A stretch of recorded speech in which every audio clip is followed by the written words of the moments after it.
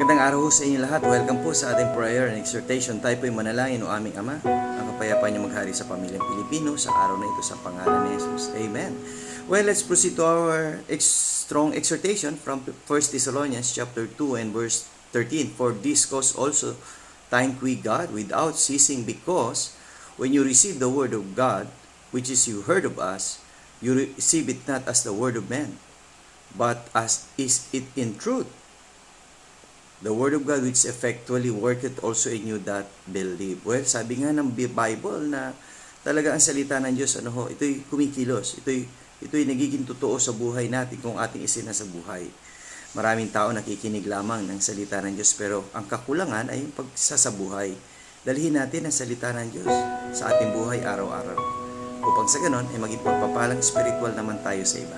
See you again tomorrow sa ating Strong Family Prayer and Exhortation.